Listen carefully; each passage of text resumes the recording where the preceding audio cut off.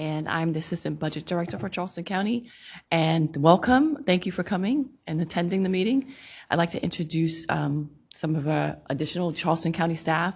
We have Richard Moss, Richard Moss, and he's new to our department, and he's an analyst and has been working on the contribution programs diligently. We also have Mary Alice Day, who is also an analyst working on our team. And we are going to turn it over to Mr. Kish to get started. Can you hear me? All right, thanks everybody. I'm filling in for Tripp today since he couldn't be here with us. So we're going to start off with the Freedom of Information Act. Now therefore be it reported, in compliance with the Freedom of Information Act, notice of the meeting and its agendas were posted and furnished to all media outlets, as well as persons requesting notification, and posted conspicuously in the Lonnie Hamilton building. Thank you. Thank you. All right, so now that that's done, so we've got one matter of business to take care of. So I think John Keener was our last vice chair, and so we don't have a vice chair right now. So we need to nominate and elect a vice chair. So I'll open the floor for discussion. Any nominations? Any nominations? No. I nominate Donna Newton. We have one nomination.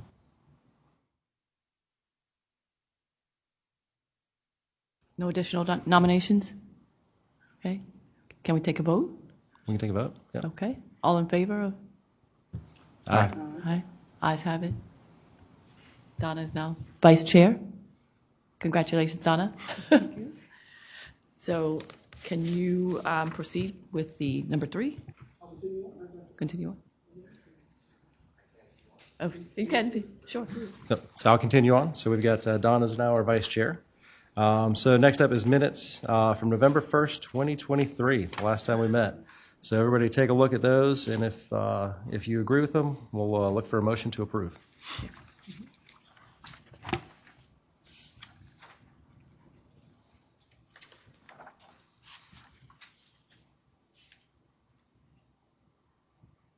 Move to approve. Do I have a second? Second. All right, all in favor? Aye. Okay, minutes are done. Thank you. All right, so next up on the agenda is the Charleston Visitor Bureau spending plan for 2025. Hey, everybody. Can you hear me? Yes. Perfect. I'm Laurie Lynn Smith. I'm the Chief of Staff at Explore Charleston. I have with me today Chris Campbell, who is our Vice President of Communications and Strategy at Explore Charleston, and we're happy to be with you today. I want to take a few minutes just to talk through our spending plan for this fiscal year that we're already almost halfway into. And so thank you for indulging me. I know that many of you are already deeply involved with us and can probably speak to what we do just as well as we can. So thank you for this time today. Today's objective, as I mentioned, we want to talk through a little bit about who we are and what we do, not just as a marketing organization, but also as a destination management organization in promoting this community. So we are a 501c6 organization, which in the eyes of the IRS means we are a business league. Our goal is to be an economic engine for this community in promoting the community and in ensuring that those people who are employed in the industry, and there are over 50,000 people who provide for their families through tourism, ensuring that they are able to continue to do that for their families. We represent 11 local governments, although I'll tell you we just got off the phone yesterday with the town of James Island, so that could be 12 very soon. But right now we represent 11 local governments and have a very delicate balance that where we are allowed to promote this area as a regional approach. And that's, again, a very delicate balance because each area of the community has a very different personality, sees itself as a very different entity. And so that's something that we work very hard to do, is to sell the area as a region and also to uplift each of the micro communities as its own individual destination. We have 847 members through Travel Council that we also lift up through our promotional efforts, and we have a 32-member board of governors. Charleston County is represented by Chairman Herb Sass. The CVB, Explore Charleston, has an annual external audit.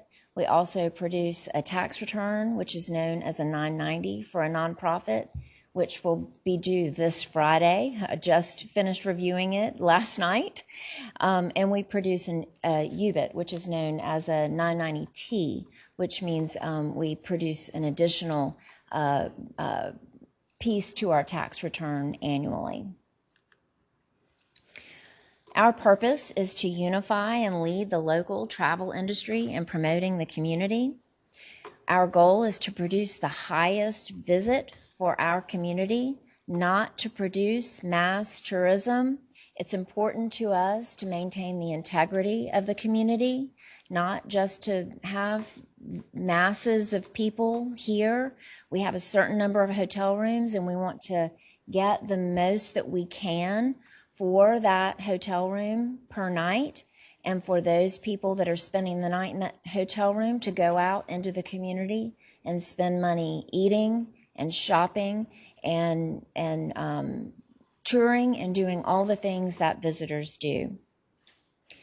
That being said, we want to support responsible development through tourism-related strategies and identify shared values to enhance the sense of place and quality of life. Again, our job is not just to market the region, but to also manage visitation. You'll see that in our strategies through tourism promotion in our visitor centers. A lot of folks will say, why do we even have visitor centers anymore? Everyone's got a phone, everyone's shopping and planning their trip online.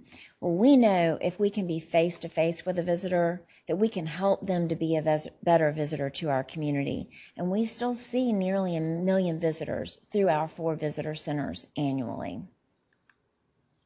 So today we're here to talk about the state accommodations tax collected in unincorporated Charleston County. So we just wanted to point out that line item because we know it can be confusing. It can be confusing for us. So today, again, we're talking about state accommodations tax in unincorporated Charleston County.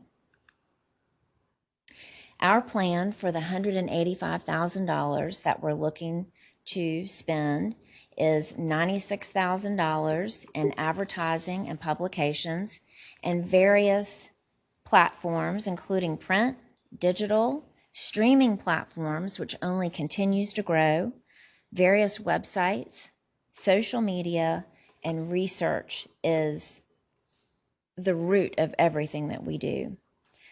Another $18,000 in our media efforts, $31,000 in our group sales expenses, and we've got 2 ladies on this committee that can speak very deeply to our group sales efforts, and $39,000 to our visitor services expense, which also speaks to our call centers and our chat, or online chat opportunities. So before people arrive, they're looking to plan their visit with us in addition to when they arrive. Sometimes when they come to the visitor center, we're talking to them one-on-one when they're here, but we also take calls and chat with them in advance, so helping them plan their visits as well. So this is how we're allocating the $185,000 that we're planning for this current fiscal year. So Chris will talk from here about county hotel performance.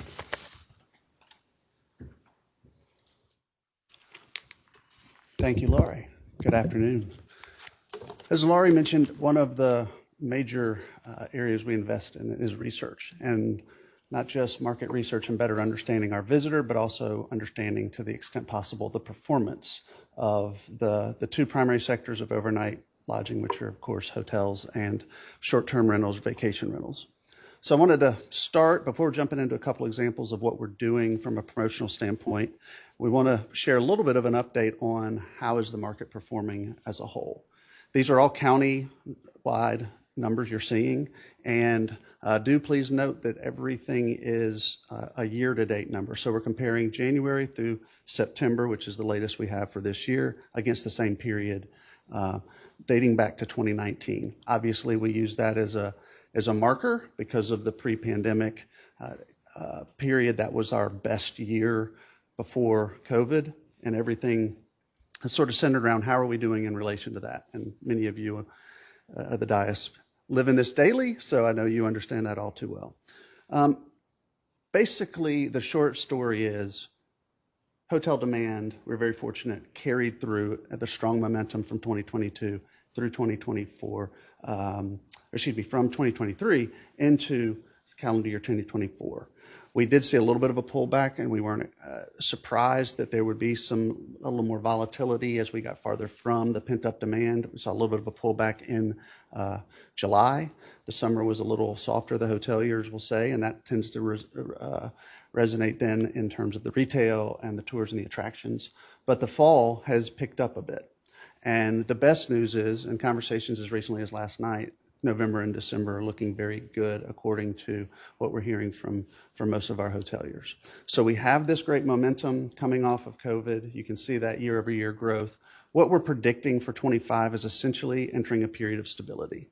What's nice in that period of stability, none of us have a perfect crystal ball, but is that we see that stabilizing at a level that actually exceeds a little bit of where we thought we may end up in that post-pandemic world. In other words, we thought we might see a little bit more of a pullback from those pandemic highs. Where we have seen that, and in the interest of time, we haven't brought those numbers today, but we certainly are happy to share them at any time, is short-term rentals. The vacation rentals have seen a little bit more of that pullback, but they are still performing well ahead of occupancy levels in the pre-pandemic period.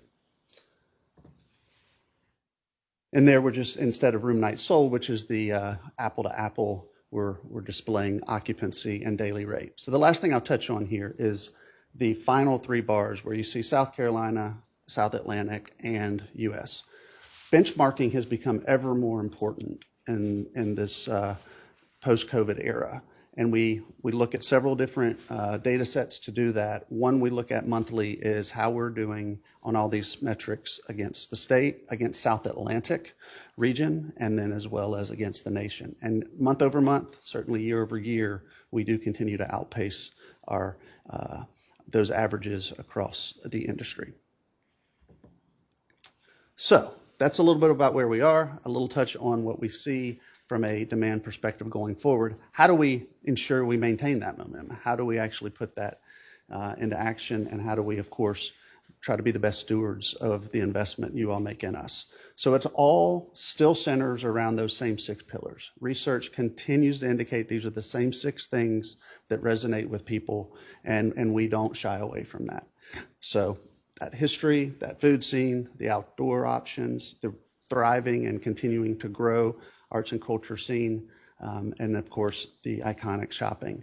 And more, we are seeing a pickup in family visitation, and we're excited to see that. We just want to touch on a few of the initiatives before we take questions.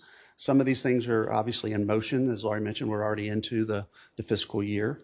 We have 4 major publications that print is not dead.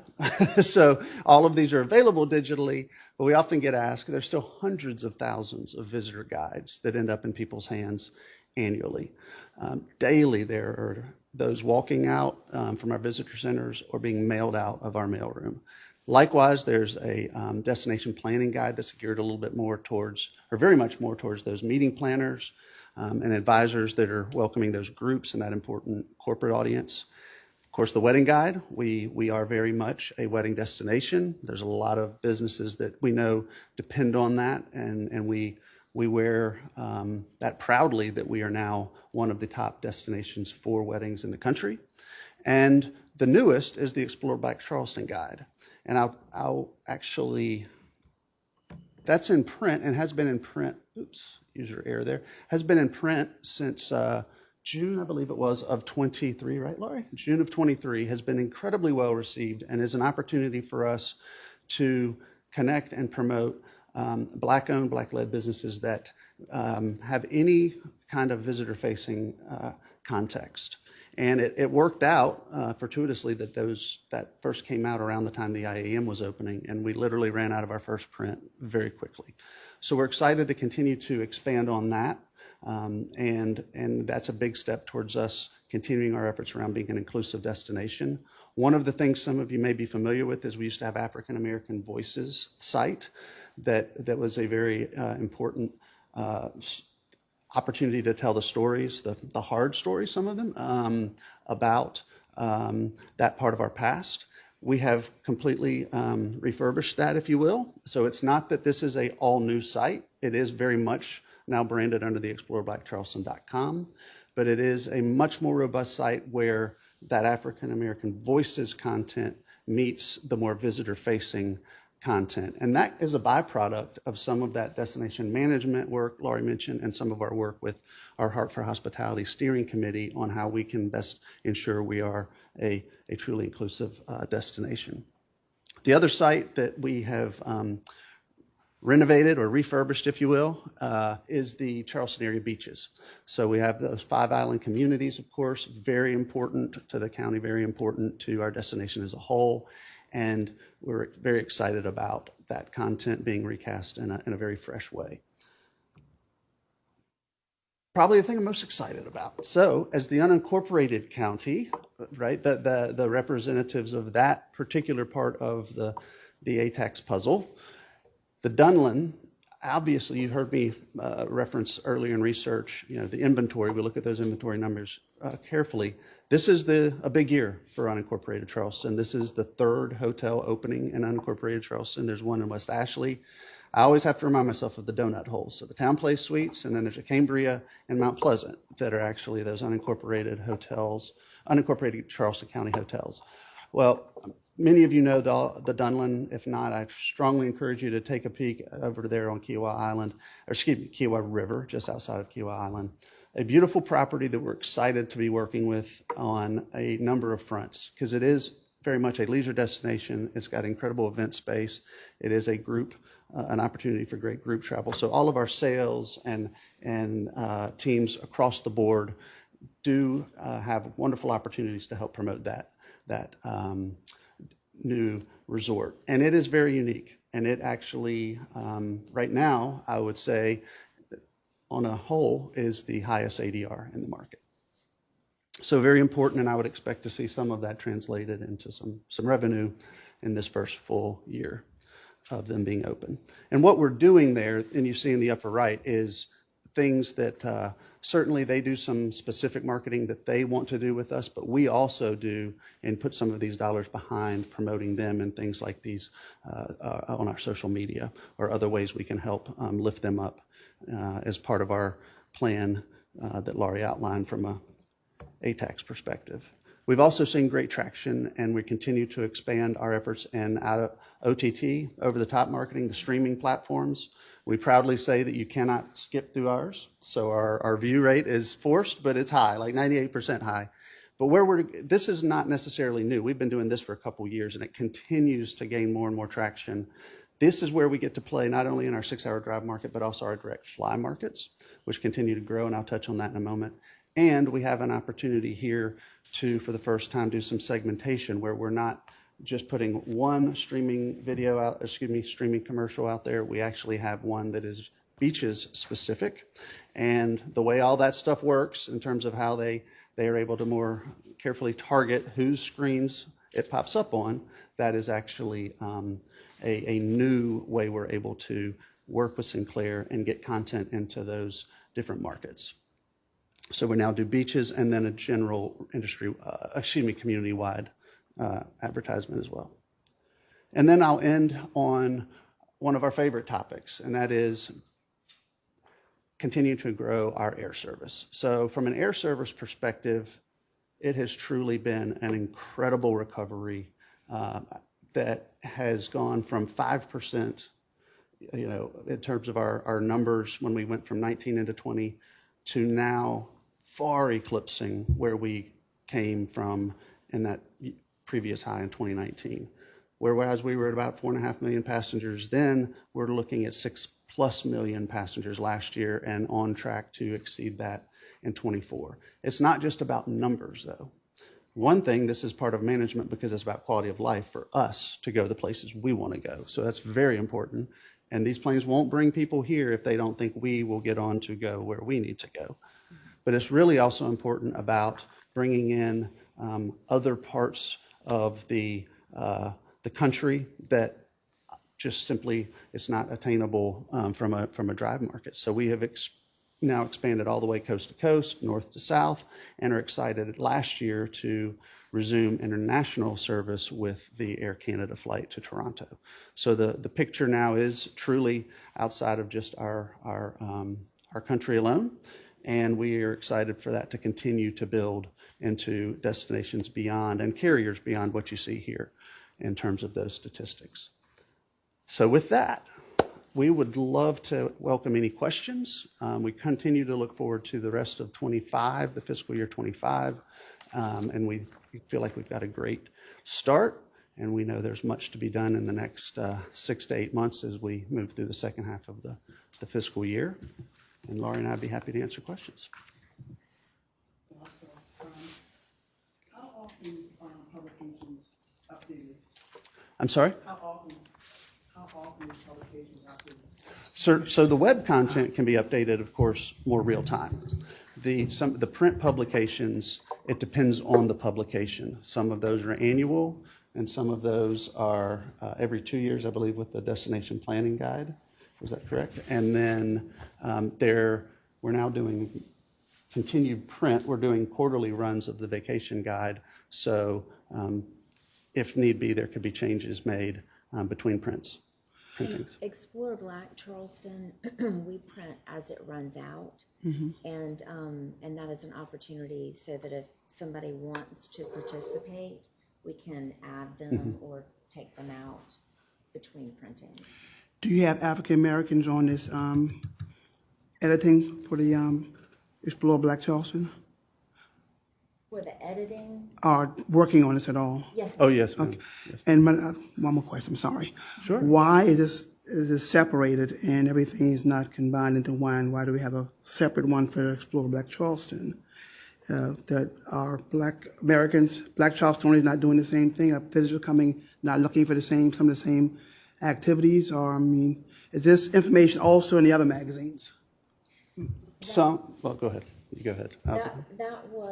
This was a project that stemmed from our Heart for Hospitality committee. There was a demand for information for people who were traveling here for the International African American Museum who wanted to go into the community and spend money with Black-owned businesses.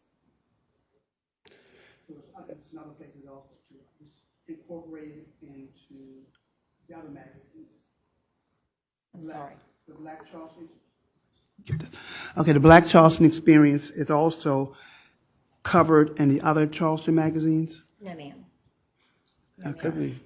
The visitor guide is a separate piece. The Explore Black Charleston guide is just it is specifically for. It is a complimentary piece. Any Black-owned business or Black-led business that wants to participate can participate free of charge, and they can do that. And we print it, 30,000 copies the last time we printed it, and we distribute it very heartily. And so I'm not sure I understand the question. Okay. By your answer, I'm pretty sure you don't understand what I'm saying. I'm just asking, why isn't that information also incorporated into the other publications? That way it's seen other places too, and not just you have to go to a Black-owned place to get this information. Some of that is. Some of the businesses, for example, there are some overlap of some of our publications, I think, but it's not a one-to-one. As Laurie mentioned, so every business may not be, because of the evolution of the Explore Black Charleston guide, there may be some there that were a little bit less obvious from a visitor-facing perspective, and we've provided an opportunity for those to participate. There are some that are very much there's some lodgings, there's some retail, et cetera, that you'll find in both. So it actually was a very good conversation we had with the committee. As that Voices site evolved, there was a conversation about how do we integrate it more in ways we thought having some separation was actually better to make sure we weren't, diminishing in any way, shape, or form the content on Voices. That's why it was standalone. So we actually had that conversation about why is that site standalone. That's what opened the door to saying, oh, it works to, and there's a desire to integrate the visitor-facing component, not just the history, into the website. So that was part of the recasting. The guide itself came from several places, that as well as knowing that the IAAM would be bringing in a increased number of minority visitors in all likelihood. And our conversations we were receiving, research indicates there is an audience of minority travelers that want to have something that is more targeted for how they can follow that specific type of business and how they can find that more easily.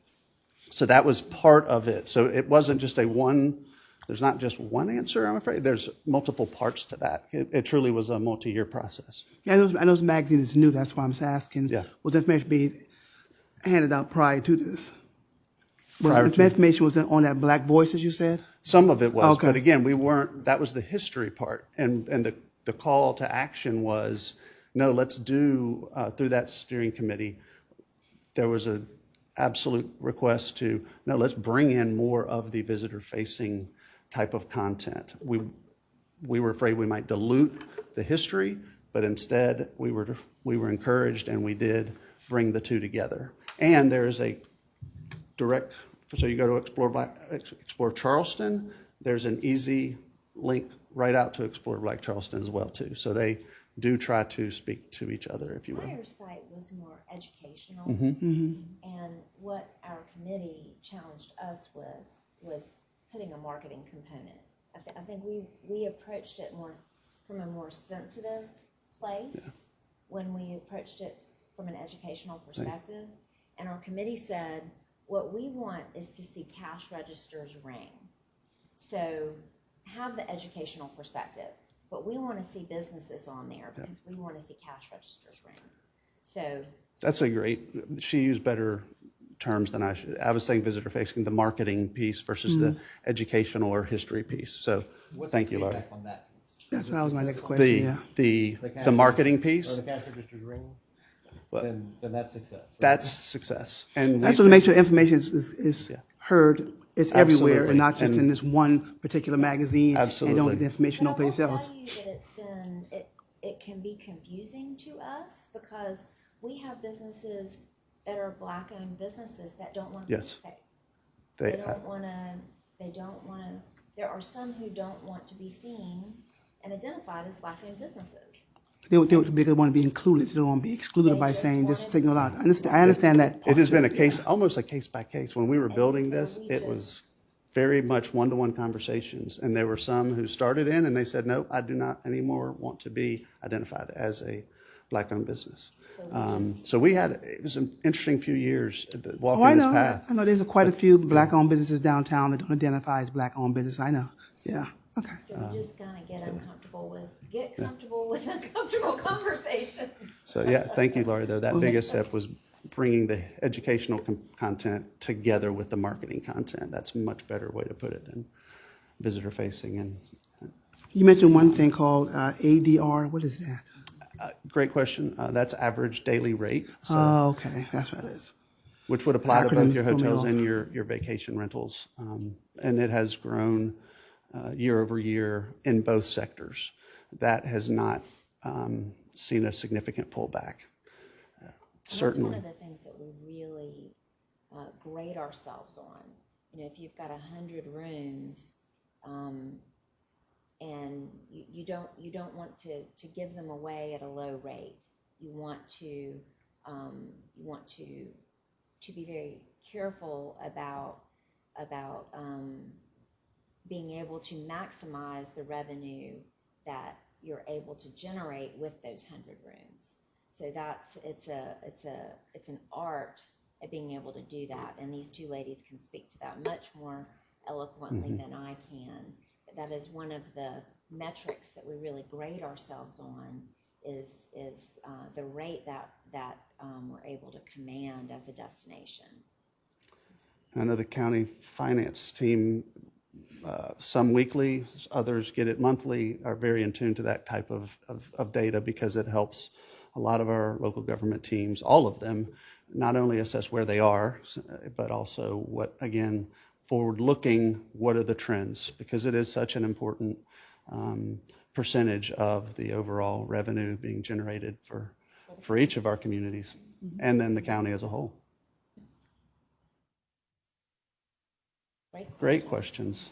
Real quick, just as we're talking about trends and the industry as a whole, what other destinations do y'all look at through your research and see as comparable destinations, competition, maybe some might phrase it that way, but and not just ones that we're kind of chasing, but ones that are like currently comparable to Charleston? That's a great question. So on the monthly basis, we don't just look at those three larger cohorts, if you will. We actually look at 18 markets that we call our comp set. Now, it's not all based on size. Some of it's based on geography. Some of it's based on trends and type of visitor we know that they're trying to attract as well.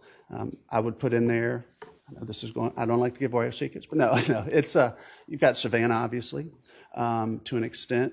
Asheville would be one. We certainly look at Charlotte. We look at Atlanta. We're not trying to do some of the same things they are very much, but we are trying to find out those visitors that are looking at the Southeast and those bigger markets. How can we engage with those audiences? Nashville's another one. New Orleans would be there. And then we have started looking more closely at Austin recently, several in Florida, several in Virginia. And then we've just recently in the last year or two gone all the way to the West Coast, partly driven by our expanded air service to help us inform some of those decisions to a California destination as well. So it really does run coast to coast now. That's a great question. And it's fascinating to watch it move. Sometimes it's heartbreaking to watch it move because right now I'm seeing what's happening in Asheville, or what happened at the Gulf Coast when they had so many storms for so many years. So it's unfortunate when those are the events that tell us, is this data really accurate? But it does. And then more importantly, Spam, if I may, is I can't emphasize enough in the post-pandemic world, those of you who are in the industry, it's trying to follow these trends, what's happening nationally, internationally, and then what's happening locally. Well, there's no magic ball. There's no, perfect solution to that. But it has been really helpful through periods like July when we saw a downturn. All of our other comp cities, 16 of 19, were in the same boat. So it helped us there see, is this something going on locally or is this something going on within the industry? So we use it real time for varying reasons, and it gleans different insights thanks to the geographic distribution of those cities. These are great questions. How do our ADRs look compared to those cities? How are we trending? Very strong. We tend to run in the top 3, 4. Hilton Head might be one that's ahead of us. I've always had people ask. California sometimes will depending on not around the wildfires, but otherwise. There's a few that we're a different type of market when we're looking at ADR, but otherwise we're almost always in that top 3, 4. Great question. Thank you. Any other questions? Okay. Well, Chris, Laurie, Lynn, thank you all very much. Thank you. I can Appreciate I can the speak for my opportunity. business. When the ADRs go up, we go up. So it's good for us too. So That's a great point. I glossed over, but we do usually start by saying the reason we hone in on hotel data and STR data. Number one, it's the one thing we can get, so with confidence and regularity. But the second thing is it continues to bear out that is the signal to how the downstream dollars are going to flow to other businesses in the industry, such as Jonathan can speak to. Well, in the restaurant world, my neighbor, if I want to know if I'm going to have a good weekend, she's a hotel, I ask her how she's booked. And I'll know if I have a good weekend then. Yeah. So, And you hold us to that. yep, absolutely. Well, thank you all. Thank you. Thank you. All right, looks like next up on here is the update on the full year 2024 state allocations. What do y'all know that? Good afternoon, committee members. My name is Richard Moss. As Pam said, I am one of the budget analysts who work very closely with the contributions program. So I'm going to give you the update here. This will be a presentation of the state accommodation tax program for the current fiscal year. This is a quick review of the fiscal year 24 state allocations. 7 organizations under Category 3 tourism-related facilities were awarded a total of $388,311. 6 of 7 organizations were awarded the amount they requested. The International African American Museum received an amount slightly less than requested. Each organization completed their spending of their projects that were planned under contract.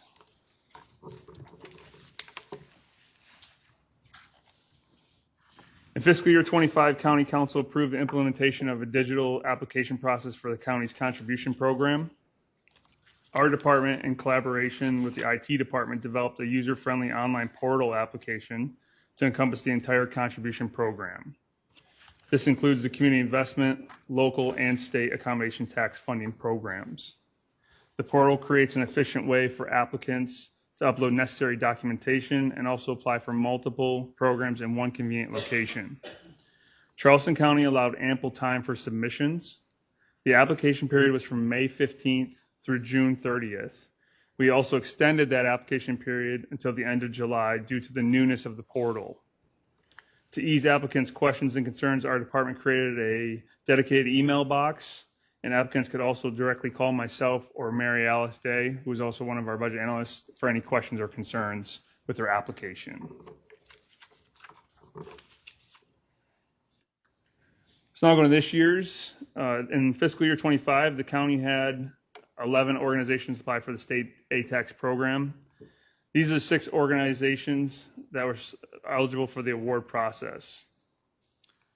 The first testing criteria is location of facility. All 6 applicants are incorporated and have been given 0 points, so they're all incorporated into the county.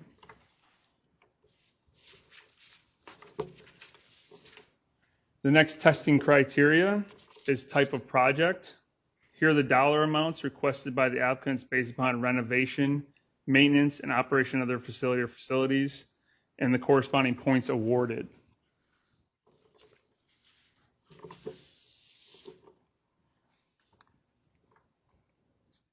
The next testing criteria, sorry, excuse me. Let's see if I think I jumped. Oh, okay, here we go.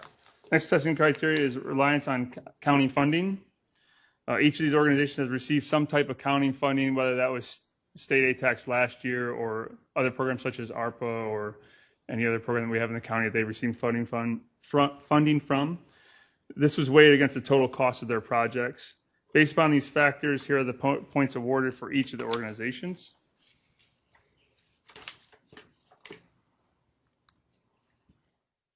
The next testing criteria is tourism impact. So here are the numbers of tourists and total attendees for each of these organizations that have at their tourist facility or facilities. These are the award points based upon these factors.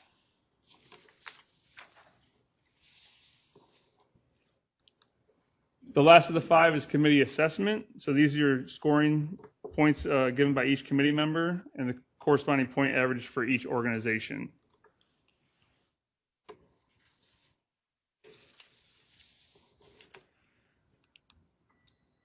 So here are the final results of the testing criteria. Here are the total points received by each organization based upon the 5 test criteria that we just went over.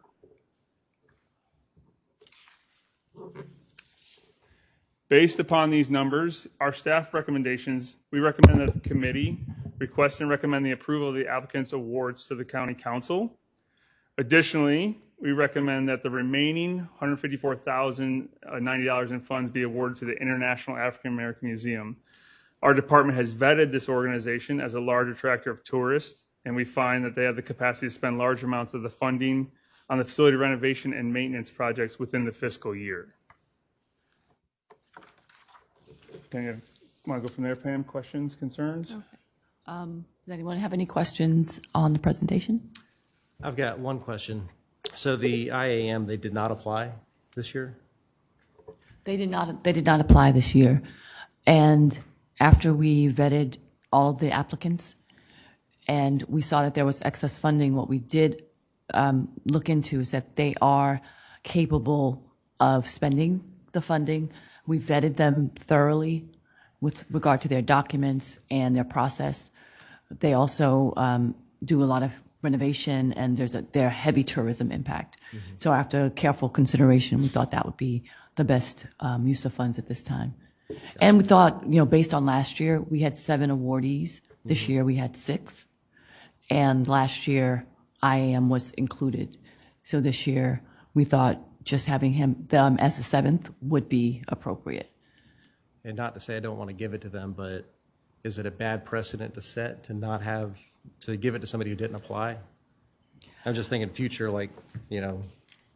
down the line, 2 years from now. Right. I mean, we understand. I mean, it was vetted with our CFO, the director, and everyone has voted that that would be the best use of funds. If the committee, deems differently, I think that's it's an option for us to go back and talk about that. So if you want to keep that in mind, but it has been vetted through our director, our CFO, and that has been deemed the best use of funds at this point. And have they been talked to, IAM? I mean, would they know this is coming? No, they have not. Yeah, I guess one of the questions would be like, why didn't they apply? Yeah, that's my question. Yeah. Since they applied last year, I'm just curious why they didn't apply. Because again, I don't have any heartburn about giving it to them, but if they didn't apply, does that mean they don't need it? Like, that's what I would assume. I don't believe that they don't need it. I think there was some confusion in their office with timing and staffing, and I think it was an oversight. So by the time they got to the application period had closed. Okay. And this was the first year of it being digital and not via paper. We wanted to be pretty firm we gave everyone extra time to apply. The closing date was June 30th. We extended it to July 31st, just so folks could feel comfortable that they were able to get all their documents uploaded. And I think they got crosshairs, and by the time they realized in their staffing, it was probably a couple days after the deadline. And we wanted to be fair and not open the deadline up just for one organization. Ultimately, several organizations did not complete their applications. There were other applicants that did not qualify. So after looking at the pool of applicants that we had this year, and knowing that IAM did want to apply, but like I said, staffing issues, crosshairs, we thought, okay, this is probably the best use of funds. And given that we had several organizations that did apply but never completed their application, never hit submit, and with the portal, we can see that kind of data now. So in theory, they wanted to apply. They wanted to They just apply, missed the deadline. but they, Okay. right. Okay. And then we had others who did apply but never submitted, never uploaded their documents. And because it was the first year, we did go back and kind of ding them with emails saying, hey, your application's incomplete. Can you finish off your application? And there were just folks that just couldn't make it, or they didn't find their documents in time. They didn't have their accountants prepare their tax documents in time. So by July 31st, IT was instructed at midnight to cut the application period off because we couldn't go indefinitely into August and then September, waiting for folks to do their tax returns. So, yeah. Now, this amount that you're giving the IAM, we have to pronounce it, is this going to balance out what they requested last fiscal year? Because we didn't get all the money we requested last time. Right. Does Last this year. help sort of offset some of that needs? Well, last year, I think they requested about 200K. They were awarded like 174 based off the others that were applying, and we thought that was a great amount. There's only a certain amount of funds that we can give out based off the formula, and this year they will be getting the 154, which is less than what they got last year. But given that they didn't apply, we thought that was more than adequate. this is not to discount the IAM as a worthy organization or staff's vetting, of course, but I'm just curious about the process because the 150 is a good portion of the total allocation that we have. So I guess are there other options? Like if we didn't do that, what would be the other options to go through a process to give out that 154? I think, I guess you guys would have to vote on what you would like to see happen, and then we'd have to go back to our CFO, our director, and see if we want to go back and reopen the process. That would be a large step to go back and now open this back up to the public and say, do we want to redo this process and start having other folks start applying and take this process out to January or a few months? It would be like starting this process over. Well, I'm just Yeah. wondering if that is an option. I know that this is a good chunk of change, but it's not a big chunk of change in Right. considering all the money y'all handle, every year. So I just want to make sure that it would be possible to do that if we wanted to do that, and it wouldn't be something that. Okay, so I'm seeing nodding Yes, heads. it is an option, but there are side effects of every decision we make. So we have to be prepared to deal with all the things it's going to take to go back and open up the process and start from the beginning. Yeah, so I'm representing like the cultural organizations on the Okay. panel, and we've talked about outreach and advertisement of this in the past before, and I just personally know of a handful of organizations that could use a piece of that 154 for projects that I know are in the pipeline for good projects over the next, I don't know specifically, but in the next year. And so I think that with some concerted outreach, that we could find some, maybe including the International African American Museum, Right. some more than worthy recipients of the 150 without kind of just making a blanket determination of allocating all the excess funds to Right. one organization. So I'd like to make a motion. Okay. So seeing as because I still think it's bad to set precedent of not having an application. Right. So I'd like to make a motion to reopen the Okay. application timeline in order to allow IAM to apply, allow other organizations to apply, and then we can reconvene Okay. and make a decision on that. Oh, I have a question before you vote. Questions one first or more question, questions after? We can discuss now, yeah. Okay. So does that mean that everybody who had applied and received granted so far, will they have to apply again, or just opening up for new applications? So that's something else, so. I would assume no, but, so we can make an amendment to the motion to keep what we have in place and look how to reallocate the 150,000 that we're looking at. Yes, I think we'd have to be really clear on what the rules Yes. are, because once the public understands that it's open to apply, they may take that as they're able to change their application, request more, or it's not fair that it's only open to the folks who didn't make the deadline before. So there are a lot of things we have to take into account. I think we can't vet them all here, but I think that if you guys are voting on that, and that's the angle, that's the avenue you want to take, then we will be vetting that through our director, our CFO, and seeing how that's going to work, how physically and publicly, how do we work that with the public to make sure that it's fair, it's fair. Maybe open to people who've applied in the past, open up to them and not open up to new organizations. If you applied in the past and you didn't, for whatever reason, like you said, new portal you're using, maybe that be an option for those people who have applied that tried to do that information, didn't have all the tax stuff they needed right then. Right. Only for them, not just open up to the general public again. That's the way I would look at it. If we decide to open it up, yeah.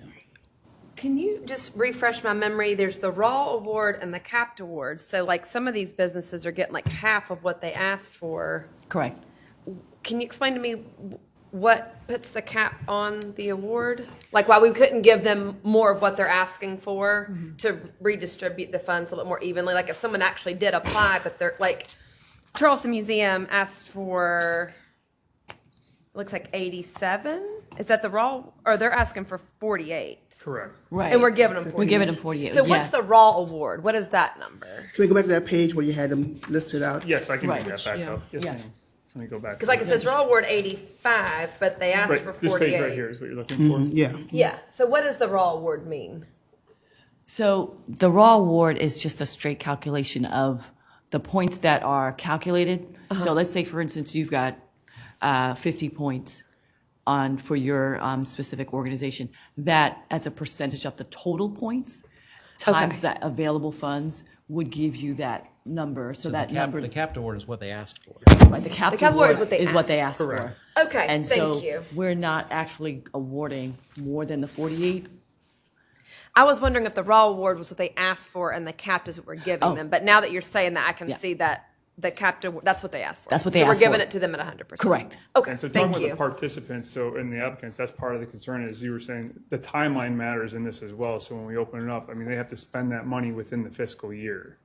So it's not a big deal that we open. I mean, if you guys vote on it, it's not the Right. big deal we open on it. It's just they have to be able to spend this money within the fiscal year. And so that's why you have that capped amount looks great to a lot of organizations, but what they ask for is that certain have to amount so they use can it. spend that money and meet the requirements of spending the money within the fiscal year. Correct. Or they would have to return those funds if Okay. they don't spend. And to Jonathan's point, if we did open it and say if you didn't get it in time, maybe you were already mid-process. I don't know. We could flesh all that out. But perhaps if the museum said we only need 100,000, then would we want to give them 150? Like give them what they need, like we're giving everyone else, so that they could spend it in time. And that's kind of what I was wondering too, when I was looking at, what they're asking for, but obviously, they were showing that there was a need financially Right. above and beyond that, but what they asked for was less than. So Right. that was my question is if we have this additional money, would we not consider giving them a little bit more to say, hey, I see there is a need. You're looking, to spend more. You didn't ask us, but if we have the additional money, would we not? Or was that where they would have to reapply There for the lies additional? the concern because like someone like, and this is just an example, like I don't know what Spoitle Festival has going on, but they could run into a position where they need 40 and you give them 80 and then like, how are we going to spend the other 40? Okay. And then it's just wasted. Like they're just Right. trying to find Well, somewhere to then spend it comes down to us getting that money. There's a process for us to get that money back and Correct. usually it's more painful than, I just want to make a point of order. We are in November. Our financial fiscal calendar does begin in June, so we are actually 6 months into the financial calendar. So when we talk about the financial calendar ending, all these organizations are counting. That clock is ticking at already 6 months to spend those funds. So if we do reopen, that's more time off of the clock. And To clarify, if they don't spend it, they have to pay it back, and we have to pay it back. Like, it's a use it or lose it scenario, so the clock does count. right. to clarify, they're reimbursed for these funds, right? So they can use anything that has been spent since the beginning of the fiscal year? Correct. They would just have to make sure that, for their budgeting standpoint, that they would have, their budgets are in sway by the clock of knowing whether or not they're guaranteed that it affects their budgets. I guess I'll reiterate, I think it's good precedent to set that you apply and you get awarded versus, Right. and not to say we don't want to give the money, just want to make sure the application's in there. Is there a way to incorporate into the motion the time period that we would reopen it? Is 2 weeks enough? Is something like that to do? And then ask for like additional outreach to some of these organizations to make sure that they're aware. And I know that it's advertised as standard kind of grants are open, the period's open. Just want to make sure that we aren't opening it up for no reason, so. Yeah, I Correct me if I'm think- wrong, but we'd have to do a I standard think press release though. Yeah, we do have to issue a press release, and we do have to, I don't know how we can exclude certain folks from applying once the press release is out there, and it has to be posted on the website. It has, and so if you go on Charleston County's website, it will show that the county is accepting applications for state aid tax up until, X amount of weeks or whatever deadline we set. So it would be kind of an open book. So my suggestion with them only opening to the people who have actually applied, you can't do that. I don't believe so, but I'll confirm and get back to you. I don't think we can do that because it's a public program, and if we open it, we have to open it to the entire Everybody. public. Yeah. I got you. So to clarify the motion, I'd like to make a motion that we reopen the application process for a period of 3 weeks. Whatever the For a staff period thinks of is- staff recommended weeks. Yeah. In order to allow folks that have already applied or no, that Can't do may that. may have not applied, you know, to, and open up to the public as well. But reopen that up so that we can get more applications in to allocate the money. What if no one, let's play pretend though. What if no one gets it in the next 3 weeks? Then is our backup plan to do this? And I will say, I agree 100% with what you're saying. And I agree precedent you don't want to set. But to her point with they went ahead and vetted it and did all the work and it's gone all the way up to the top and they've done the due diligence to say this isn't like, hey, we'll just sock this money over here and hope it does good. I think it would do good. And y'all have taken the time to do that. I understand your side very much as well. So I think maybe we would need to build in something that's like if the applications, you know, that let's say you get 10 and none meet the criteria, would we then accept this as is? I guess we make that decision at the next committee meeting. I mean, the We're answer's gonna have one in probably 3 yes. weeks? Yeah. Maybe going forward, if you accept this now, then put a addendum, a note saying, okay, this was a one-time incident and this will not be ever used again to that degree, because if you open up again, 3 weeks, you have to go through all the vetting process all over again. Plus, Thanksgiving's one of those Yeah, weeks. the holidays. That's So not we gonna got the happen, let's be holidays. honest. Yeah, I know that's gonna be. And if someone didn't already have their tax documents ready, the odds of them getting together in the next 3 weeks with one of them being Thanksgiving, to your point about spinning the wheels, I don't want to spin the wheels. I do want to be very fair. And I think all of this is very fair conversation. Yeah, I understand what everybody's saying too. Yeah. I feel the same way too. Like when I first saw it in the application process, they That's why I was like, they're here. Why aren't they here? Yeah, What? I know. Right. I was the same thing was going through my head at the same time. I can figure I was one of the questions I want to ask too, and then y'all said something about it at the end, so then you came. I mean, I will say this has been a unique scenario because of the online portal And that's fair introduction also. this year. That was the So, first time. Right. You know, we had, And a lot of folks, you know, were trying to transition from the paper to the digital, but more than that, we found that it's just they didn't have the documents prepared or ready to upload. And hopefully next year, the ones that didn't get it in now know what they need. So next Right. year, they'll come in like day one, guns blazing. And you think, is it part of it, our solicitation timeline is before corporate taxes are due? So they're just kind of are scrambling to get corporate taxes done? Well, it's after. Actually, we start, our application period will open, we're expecting to open May 1st and go through June 15th. So we're hoping that folks in March and April would have done their taxes. Yeah. That But way if they they filed have- an extension, then they don't. Yeah. have- yeah, there's, I was gonna They say can the file an 10 months, we have extension the too. extension as well, correct? Right. Okay. They can So file the extension. we allot for that time frame. If they haven't done it, it falls in the extension period, they can still apply. Okay. Yeah. So what's going to be the quickest way to get this information out for people to hopefully quickly apply? Well, we do have to, like I said, we have to put it on the portal. I'm sorry, on the county internet site, and then we do have to do a press release. What we did last year, or this year, earlier, was we reached out to every applicant that applied for community investment, for local aid tax and state aid tax, and sent them individual emails to say, hey, the process is changing. The application's opening at a certain time. We just wanted to make sure you know, and so that we could get them out. So I don't know, we may end up having to do that, go back and look at the ATAX applicants and then send them an email to kind of nudge them and say, would you like to apply? Or we do have folks that did apply that didn't finish the application. Those folks are easy because we have them right at our fingertips. Of the 11 folks, we have the 7 folks. We- Five of them. Five of never- them, yeah. 5 folks that we know had incomplete applications. So that's an easy one to go back to and just email them and say, hey, you have a couple of weeks to reapply. The folks that are going to apply for the first time, there's a vetting process. And that's where the time factor is going to play, because we have to vet their documents. We have to vet all the stuff that they submit. And a lot of times there's a back and forth. Well, you gave us a 22 form. We need a 23 form. And then a couple of days goes by or the weekend happens and then they kind of, oh, well, I don't understand. And so it does take a lot. I mean, we'll do the best we can in the process and the time that's allotted.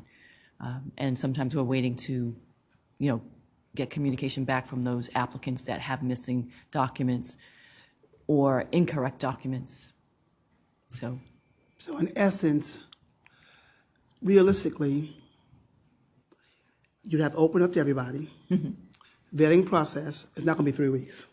So it's not going to be 3 weeks for this whole process The to be. application process.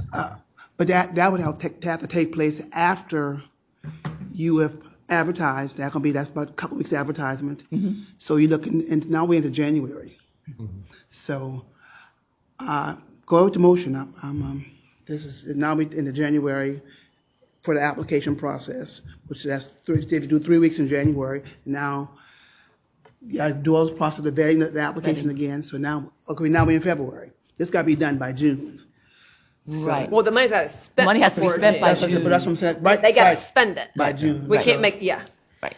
If I can just add one more thing to think of is that we then have to present this to council and council has to approve it. So, and based upon, this is just going to the next step, and I know we were going to talk about it, but this is the proposed timeline for the application approval as it sits currently. I may be the unpopular vote, but I think it has been thought about and vetted, and it's not my first choice of things, but I think versus the confusion and timing and lack of time people are going to spend the money, et cetera. And because they did apply and use their funds correctly last year, and this is like their second year, full year, I would be okay for this personally. And again, if I'm outvoted, that's fine. But I would be okay to say, this is your one-time pass. Next year, there's no crossed wires. Everybody's got to go through it for the sake of it getting done, for the people that need the money to get their money and get their stuff done.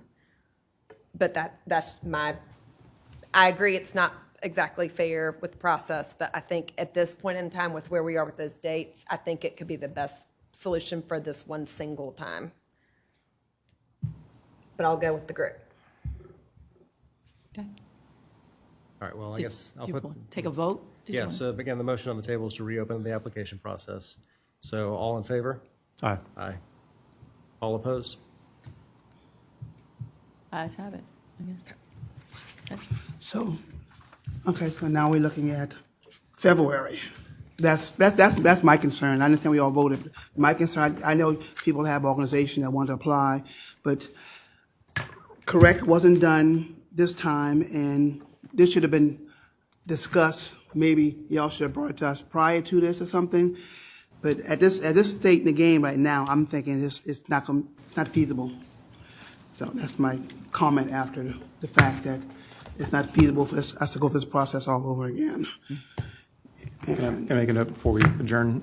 I think with some concerted outreach, that I think even with a short timeline, that the organizations that would have applied with a more robust outreach or more, maybe even we can help out to get in touch with folks,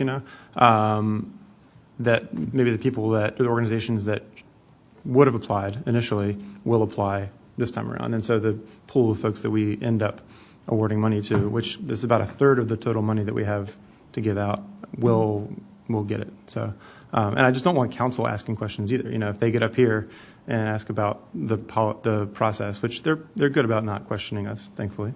But I don't want there not to be any, hard questions for you guys to answer. So, Oh, yeah. Yeah. I mean, we have to think about the time frame as well, is how long is the application open?